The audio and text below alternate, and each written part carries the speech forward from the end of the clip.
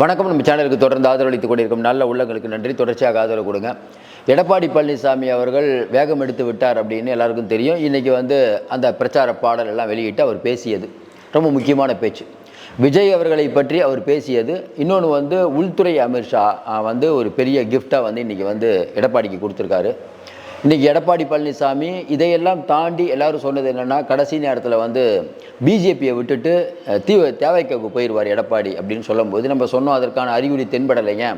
எடப்பாடி பழனிசாமி அந்தளவுக்கு பிஜேபி விட்டுட்டு போக முடியாது அப்படின்னு நம்ம சொல்லியிருந்தோம்.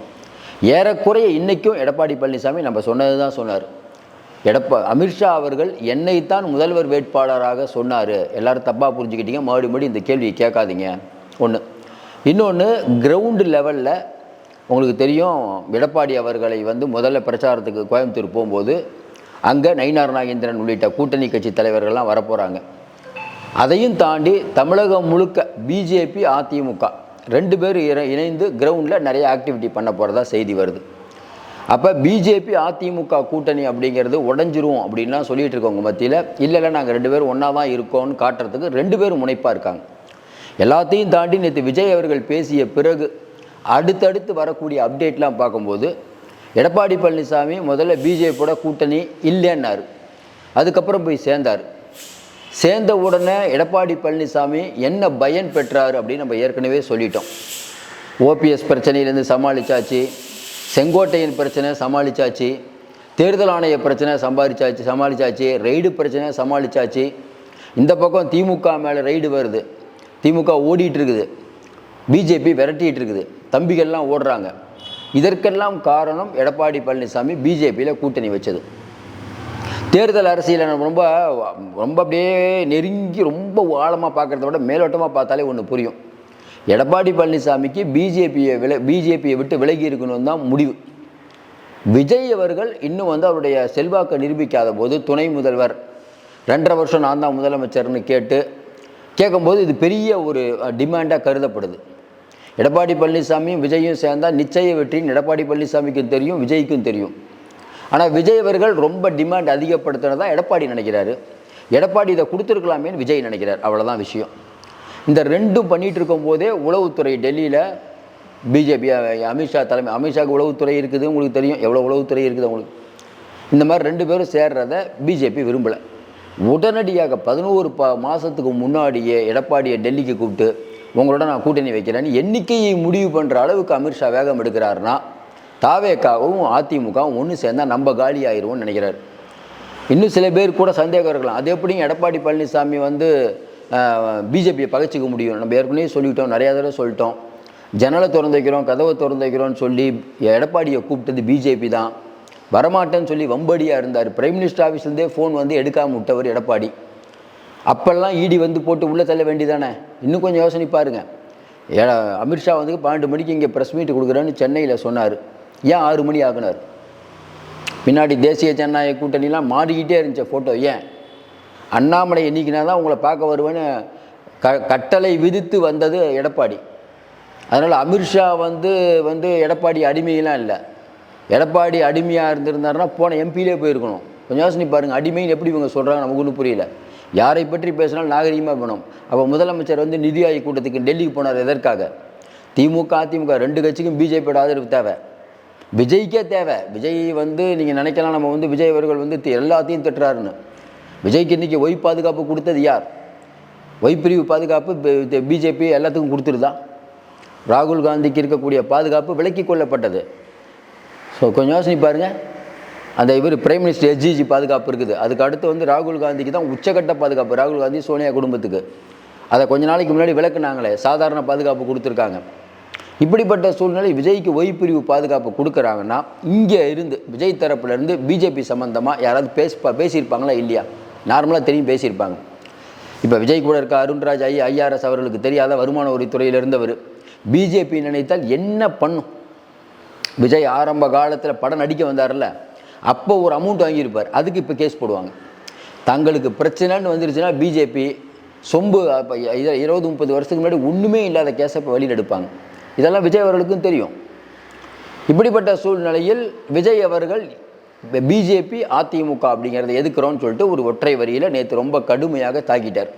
இப்போ பிஜேபி இதை எப்படி அணுகும் அதை பார்க்குறதுக்கு முன்னாடி எடப்பாடி பழனிசாமி அவர்களுக்கு இன்றைக்கி வந்து இசட் பிரிவு பாதுகாப்பு கொடுத்துருக்காங்க. ஏற்கனவே விஜய் அவர்கள் ஒய் பிரிவு பாதுகாப்பு இருக்கார்ல, அதே பாதுகாப்பில் தான் எடப்பாடி இருந்தார். இன்னையிலேருந்து இசட் பிரிவு பாதுகாப்பு. அப்போ எடப்பாடி பழனிசாமிக்கு இசட் பிரிவு பாதுகாப்பு சென்ட்ரல் கவர்மெண்ட் கொடுக்குதுன்னா என்ன அர்த்தம்? எடப்பாடி பழனிசாமி தான் முதல்வர் வேட்பாளர், எடப்பாடி பழனிசாமி தலைமையில் தான் சந்திக்கிறோம், இதில் பிஜேபி விடாப்பிடியாக இருக்கும். நம்ம தொடர்ந்து சொல்லிட்டோம். இந்தியாவையே தன்னுடைய கட்டை விரலில் வைத்திருக்கக்கூடிய மோடியும் அமித்ஷாவும் எடப்பாடி பழனிசாமி இவ்வளவு தூரம் வந்ததுக்கப்புறம் கூட்டணி விட்டு வெளியில் போனார்னா அது எடப்பாடி பழனிசாமி அதிமுகவையும் உண்டிலன், அதாவது என்னன்னாங்க, இதுக்கு முன்னாடி பண்ணால் ஒரு அனுதாபம் வந்திருக்கும். இப்போ எடப்பாடி பழனிசாமியை வந்து பிஜேபி ஏதாவது ரெய்டெல்லாம் விட்டுருந்தாங்கன்னு வச்சுக்கோங்களேன், எடப்பாடி பழனிசாமி வந்து 1.5 கோடி 2 கோடி தொண்டர்கள் உள்ள அதிமுகவை பிஜேபி மிரட்டுதுன்னெலாம் சொல்லியிருப்பார். இப்போ இவ்வளோ தூரம் பிஜேபிக்கும் எங்களுக்கும் கூட்டணி, அமித்ஷா என் பேர் தான் சொன்னாருன்னு தேர்தல் பிரச்சாரம் வரைக்கும் போய் நயினார் நாகேந்திரனையும் அந்த தேர்தல் பிரச்சாரத்துக்கு கூப்பிட்ற அளவுக்கு எடப்பாடி போனதுக்கப்புறம் இனிமேல் கூட்டணி விட்டு வரமாட்டார். ஏன்னா அது வந்து எப்படி சொல்கிறது, அரசியலில் நிரந்தர நண்பன் நிரந்தர பகையும் இல்லைன்னு சொன்னால் கூட இதெல்லாம் பார்க்கும்போது இசட் பிரிவு பாதுகாப்பு விஜய் அவர்கள் பேசுனதுக்கு அப்புறம் தான் இசட் பிரிவு பாதுகாப்பு கொடுக்குறாங்க. ஒன்று, 7ஆம் தேதி எடப்பாடி பழனிசாமி பிரச்சாரத்துக்கு போகும்போது நயினார் கண்டிப்பாக போகணும்னு டெல்லி தலைமை சொல்லுது. இதெல்லாம் வச்சு பார்க்கும்போது கூட்டணி பலம். எடப்பாடி பழனிசாமி நீ விஜய் பற்றி பேசியது சரியான பேச்சு தான். விஜய் ஆப்ஷனை இன்னும் க்ளோஸ் பண்ணல. திமுக அப்படிங்கிற ஒரு கட்சியோட திமுக கட்சி வரக்கூடாதுன்னு நினைக்கிற எல்லாரும் கூட்டணிக்கு வரணும் அப்படின்னு தான் சொல்கிறார். ஏன்னா விஜய் அவர்கள் வந்து அதிமுகவை விமர்சிக்கிறார். சுயநலமாக பிஜேபியுடன் கூடி குலைந்து அப்படிங்கிறார். இந்த மாதிரி திமுக அதிமுக 2 கட்சிகளும் பிஜேபியோட மண்டியிட்டு கிடைக்கிறதுங்கிற ரேஞ்சுக்கு அவர் பேசுகிறார். அதற்கு எடப்பாடி பழனிசாமி நாங்கள்லாம் மண்டியிடலை, நாங்கள் யார் தெரியுமான்லாம் சொல்லியிருக்கணும். ஆனால் எடப்பாடி பழனிசாமி ரொம்ப சீனியரான ஒரு ஆள் அப்படிங்கிறனால ரொம்ப தெளிவாக அது அவருடைய கருத்துங்க, ஒவ்வொருத்தருக்கும் ஒரு கருத்து இருக்கும், அதோடு முடிச்சிட்டார். அதை விட ஒருபடி மேலே போய் எல்லாரும் ஒன்றிணைணும் அப்படின்னு இன்றைக்கி வந்து எடப்பாடி பழனிசாமி சொன்னது ஒரு நல்ல விஷயமாக தான் பார்க்கப்படுது. ஏன்னா எடப்பாடி பழனிசாமி அவர் ஒரு கணக்கு போடுறார். எடப்பாடி பழனிசாமி இன்றைய பேச்சை பார்த்தீங்கன்னா ரொம்ப தெளிவான பேச்சாக தான் நம்ம பார்க்குறோம். அதையும் தாண்டி ஒரு வில் பவர்பாங்களே, தமிழ்நாடு முழுக்க நான் தாங்க பாருங்கள், தமிழ்நாடு முழுக்க போய் ஒரு பெரிய ஏற்றத்தை கொண்டு வருவோம். வீடு விட ஸ்டாலின் போயிட்டுருக்காரு. அதாவது மிஸ்டு கால் கொடுத்து உறுப்பினரை சேர்த்தது பிஜேபி. இவங்களுக்கு அது கூட சேட ஆள் இல்லை. நேரடியாக வீட்டுக்கு போகிறாங்கன்னு வச்சுக்கோங்களேன், ஐயா திமுகவில் உறுப்பினர் ஆகுங்கன்னா நீங்கள் வேணான்னு சொல்லுவீங்களா? சிஎம்ஏ வராருன்னு வச்சுக்கோங்களேன், இப்போ உறுப்பினர் ஆகுங்க. இப்போ மிஸ்டு கால் கொடுத்த எல்லாரும் வந்து பிஜேபியில் ஓட்டாக போட போகிறாங்க? இல்லை. இப்படி சேர்ப்பது வந்து சரியான்னு கேட்குறாரு எடப்பாடி. இப்போ வெளியில் கான்செப்ட் வந்து நேரடியாக வீட்டுக்கு போகிறோம் 45 நாள் ஓரணியில் தமிழகம். முதல்ல இந்த ஓரணியில் தமிழகம்ங்கிறது எதற்காக, யாரை எதிர்த்து நம்ம போரிட போகிறோம்? ஒன்றிய அரசு. சரி, ஒன்றிய அரசு தமிழ்நாட்டுக்கு என்ன பண்ணுது? தமிழ்நாட்டுக்கு துரோகம் பண்ணுது, ரைட். உங்களுக்கு 5 வருஷம் ஆட்சியை கொடுத்தமே, ஒன்றிய அரசுக்கு எதிராக நீங்கள் போராட்டம் நடத்தி என்ன வென்று காட்டிங்க? நிதி ஏகப்பட்ட விஷயங்கள் இன்னும் உங்களுக்கு வரல. அடுத்தும் பிஜேபி எடுத்து அடுத்து ஒரு 5 வருஷம் சண்டை போடுறேன் அப்படின்னீங்கன்னா தமிழ்நாட்டுக்கு நிதி வருவது குறையுமே. மக்கள் யோசிப்பாங்கல்ல, எப்போ பார்த்தாலும் பிஜேபினா தமிழ்நாட்டில் வந்து வரக்கூடிய தேர்தலுக்கும் பிஜேபி என்னப்பா சம்பந்தம் கேட்பாங்களா இல்லையா? தமிழ்நாட்டில் வரக்கூடிய தேர்தலுக்கும் பிஜேபிக்கு என்ன சம்பந்தம்? இப்போ நீங்கள் சொல்லலாம் பிஜேபி கூட்டணி ஆச்சு, அதை எடப்பாடி ரொம்ப தெளிவாக நீங்கள் பிரச்சாரத்துக்கு போகும்போது சொல்லிட்டார். கூட்டணி ஆச்சுல இல்லைங்க, நான் தாங்க கிங்குன்ட்டார். முடிஞ்சு போச்சா? நம்ம ஏற்கனவே சொல்லியிருந்தோம், ஒருவேளை எடப்பாடி பழனிசாமி பிஜேபி கூட்டணி ஆச்சுன்னா நம்மளே எடப்பாடி பழனிசாமி விமர்சிப்போம். எடப்பாடி பழனிசாமி நம்ம விமர்சிக்காத காரணம் என்ன? சார் பிஜேபி ஒரு மோசமான சக்தி, அதில் மாற்று கருத்தே இல்லைங்க, எடப்பாடிக்கே தெரியுங்க, அதெல்லாம் மாற்று கருத்து இல்லைங்க, பிஜேபி தான் ஆள் இல்லைங்கிறது ஊருக்கே தெரியுமே. அப்படிப்பட்ட சூழ்நிலையில் திமுக குடும்ப ஆட்சி இருக்குது, ஒரு குடும்பம் சுரண்டுது அப்படின்னு சொல்லிட்டு கையில் வேல் எடுக்கிறாங்க. முருகனுக்கு வேல் எடுத்தது யார்? முருகன் மாநாடு நடத்துனது யார்? முருகன் அவர்கள் வந்து வேல் யாத்திரை நடத்தின போது அன்னைக்கு பிடிச்சி போட்டு அந்த மாநாட்டை பிசுக்க வைத்தது எடப்பாடி பழனிசாமி. நீங்கள் கொஞ்சம் யோசனை பாருங்கள், இவ்வளோ பிரச்சனை வந்து எடப்பாடி பழனிசாமி ஆட்சியில் இவ்வளோ பிரச்சனைகள், அதிகாரிகளுடைய ஆட்சி நடந்ததா? விருதுநகர் எஸ்பி பேசுகிறத வச்சு இப்போ பாருங்கள் எப்படி ஆணவமான பேச்சு. இந்த பக்கம் பார்த்தீங்கன்னா ஒருத்தர் அடிச்சே கொண்டுறாங்க ஸ்பெஷல் ஃபோர்ஸுங்கிற பேரில். இதுக்கெல்லாம் என்ன நீதி கேட்டால், நிகிதாங்கிறவங்க வந்து முதலமைச்சர் பேர் சொல்லி பணம் வாங்கியிருக்காங்கன்றாங்க. அவங்க வந்து பிஜேபி ஆளுங்கிறாங்க. நம்ம என்ன சொல்கிறோம், எந்த கட்சியாளாக இருந்தானேங்க அதை விசாரித்து நேரம் நடவடிக்கை எடுக்க வேண்டியதானே.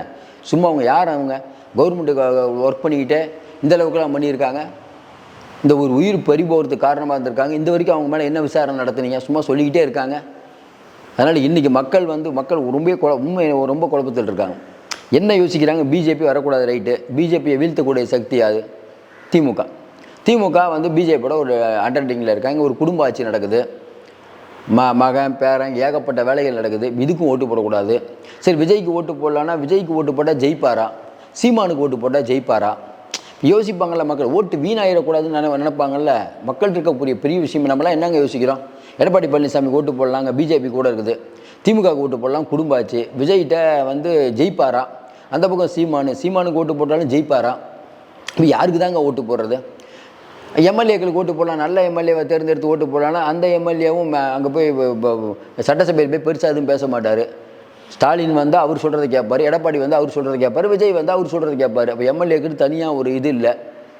12 மணி நேரம் வேலை அப்படின்னு சொல்லி ஸ்டாலின் அறிவிக்கிறார். எல்லா எம்எல்ஏக்களும் ஆமாங்கிறாங்க. சொன்னார்கள்ல தொழிலாளர்களுக்கு. அதுக்கப்புறம் 4 நாள் கழிச்சு இல்லை 8 மணி நேரம் தான், அதே மாதிரி தான் வேலைங்கிறார். அதுக்கும் தலையாட்டுறாங்க. அப்போ இவர்களுக்குன்னு ஒரு தனியான ஒரு சிந்தனையே இல்லை. இவர்களை பற்றி நம்ம என்ன பேசுவது? கூட்டணி கட்சிகளும் பெட்டி கிடைக்காதா, அது கிடைக்காதான்னு ஒரு பக்கம் வேகப்பட்ட வேலையில் பண்ணிட்டு இருக்காங்க. எந்த கட்சியாக இருக்கட்டும், நீ பாருங்களேன், எந்த கட்சி இங்கே கொள்கை சார்ந்து இருக்குது. நீங்கள் அஜித் அவர்கள் பிரச்சனையில் இதே நம்ம கம்யூனிஸ்ட் இயக்க தோழர்கள் எவ்வளோ கொந்தளிச்சிருப்பார்கள். பரந்தூர் மாநிலத்தில் கொந்தளிச்சிருக்க வேண்டுமே. ஏன் அமைதியாக இருக்காங்கன்னா கூட்டணி தர்மத்துக்காக அவங்களும் அமைதியாக இருக்காங்க. விசிகா சொல்லவே தேவையில்லை. அது வந்து நிலை வித்வான்கள் மாதிரி ஆகிட்டாங்க. என்ன பேசுறது? காங்கிரஸ் ராகுல் காந்தி மட்டும் குரல் கொடுக்குறாரு. செல்வ பிறந்தக்கு திமுகவோட உடன்பிறப்பு ஆகிட்டார். மனுநீதி சோழன் ஆட்சி நடக்குதுனாரு. இவரெல்லாம் காங்கிரஸ் தலைவரை வச்சுட்டா காங்கிரஸ் வளருமா? அப்போ என்ன தான் வழி? மக்கள் என்ன செய்கிறதுனே தெரியல. மறுபடியும் நம்ம சொல்கிறோம், விஜய் அவர்கள் வரும்போது அவருக்கும் நிறைய பிரச்சனைகள் இருக்கிறது. எடப்பாடி பழனிசாமி அவர்களுக்கும் பிரச்சனை இருக்குது. ஸ்டாலின் அவர்கள் ஈஸியாக ஜெயிச்சிடலாம் அப்படிங்கிறது திமுக இன்றைக்கி பயந்து போயிருக்காங்க. அது உண்மை. முதல்ல இவங்க நினச்சிட்டு இருந்தாங்க 200 214. இப்போ வந்து அதிர்ந்து போயிட்டாங்க. ஏன்னா விஜய் யார் ஓட்டை பிரிக்கிறாருன்னு தெரில. எடப்பாடியும் பிஜேபியும் சேர்ற கூட்டணி இவங்க நினைக்கிற மாதிரி வலிமை இல்லாத கூட்டணி இல்லை.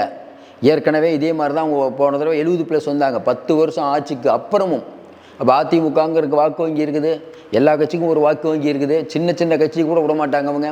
இன்னும் அமித்ஷா ஆட்டத்தை ஆரம்பித்தா ஏகப்பட்ட வேலைகளை பண்ணுவார். இப்போ திமுகவோட பேசிகிட்டு இருக்காங்க. எவ்வளோ நாள் பேசிகிட்டு இருப்பாங்கன்னு தெரியாது. ஐயா ராமதாஸ் திமுக எடுத்து கடுமையான ஒரு அறிக்கை வேறு விட்டார். எல்லோரும் சொன்னாங்க ராமதாஸ் வந்து ஐயா வந்து திமுகவுக்கு போகிறார். நம்ம சொன்னோம் அதெல்லாம் இல்லைங்க, எந்த பக்கம் ஆதாயமாக தான் போவார், விவரமான ஆள், நீங்கள் எழுதி வச்சுக்கோங்க, அதெல்லாம் தெளிவாக பண்ணுவாருன்ட்டு. அப்போ யாருமே இன்றைக்கி வந்து அடுத்தது யார் வராருன்னு நினைக்க முடியாத சூழ்நிலையில் திமுக வரும் அவங்க வரும் நம்ம பேசுகிறது நியாயமில்லை. வரக்கூடிய தேர்தல் ஒரு டஃப்பான தேர்தல் தான். மற்றபடி நம்ம விஜயையும் இன்னும் ஆப்ஷனில் வச்சுருக்கிறது எடப்பாடியோட சாதுரியம் தான். விஜயை திட்டுறது அவசியமே இல்லை. நம்ம நேற்று கூட சொன்னோம், விஜயும் ரொம்ப டேட்டிக்ஸாக ஒரே வார்த்தையோடு முடிச்சிட்டார். நமக்கு தெரிஞ்ச அந்த ஒரு வார்த்தை கூட போட்டிருக்க வேணாம். சுயநலத்துக்காக பிஜேபியோட அதிமுகவும் கூட்டணி வச்சிருக்குதுங்கிற வார்த்தையை நேற்று போட்டிருக்க வேணாம் தான் நம்ம நினைக்கிறோம். பிஜேபி ஒரு மோசமான கட்சி, அதோடு நிறுத்திக்கலாம். பிஜேபியோடையும் திமுகவோடையும் எக்காலத்திலையும் கூட்டணி இல்லை அப்படி கூட சொல்லியிருக்கலாம். நம்ம சொல்லி தான் இன்னும் கொஞ்சம் ஆப்ஷனை ஓப்பன் பண்ணி வச்சிருக்கலாம். மற்றபடி விஜய் பேசுனதும் தவறில்லை, எடப்பாடி பழனிசாமி பேசுனது அவர் ஒரு இதில் சொல்கிறாங்க. எடப்பாடி பழனிசாமி 7ஆம் தேதி அப்படிங்கிறது வந்து வேகமாக ஆரம்பித்து விட்டாருன்னா வேகமாக ஆரம்பிச்சிருக்காரு, நல்லது. ஏன்னா எடப்பாடியே பிரச்சாரத்துக்கு போகும்போது தொண்டர்கள்லாம் போயே ஆகணும். அந்த விதத்தில் எடப்பாடி ஒரு முடிவு பண்ணிட்டாருன்னு நம்ம நினைக்கலாம். இன்றைக்கி நாட்டில் நடக்கக்கூடிய பல்வேறு பிரச்சனைகளை ஒரு திராவிட அப்படின்னு சொல்லிக்கிட்டு ஒரு குடும்பம் சுரண்டதை யாரும் அனுமதிக்கவே முடியாது. கேட்டால் பிஜேபி என்று ஒற்றை புள்ளியில் நம்ம உங்களுக்கு ஓட்டு போட்டுட்ருக்கோம். இந்த நிலை மாற வேண்டும் என்றால் ஒரு ஆட்சி மாற்றம் நடந்தே தீர வேண்டும் தான் வெகுஜன மக்கள் நினைப்பாங்க நம்ம நினைக்கிறோம். மறுபடியும் சொல்கிறோம், இன்றைக்கி திமுக ஈஸியாக ஜெயிக்கக்கூடிய சூழ்நிலை இப்போதும் இல்லை. அதுதான் முக்கியம். கொஞ்ச நாளைக்கு முன்னாடி இருந்தது, இப்போது இல்லை. அது திமுகவுக்கு ஒரு கலக்கத்தை ஏற்படுத்தி இருக்கிறது. தொடர்ந்து நிறைய அண்மை தகவல் கொடுத்துட்ருக்கோம். யாருக்கும் சமரசம் நிறையா பேசிகிட்டு இருக்கோம். சப்ஸ்கிரைப் பண்ணி பார்த்து ஊக்கம் கொடுங்க. மீண்டும் சந்திப்போம். உங்களுடைய விமர்சனங்கள் எதுனாலும் கமெண்ட்டில் சொல்லுங்கள். நாங்கள் என்ன திட்டினாலும் பரவாயில்ல, இல்லை ஆதரவு எதுனாலும் சொல்லுங்கள். மீண்டும் சந்திப்போம். நன்றி, வணக்கம்.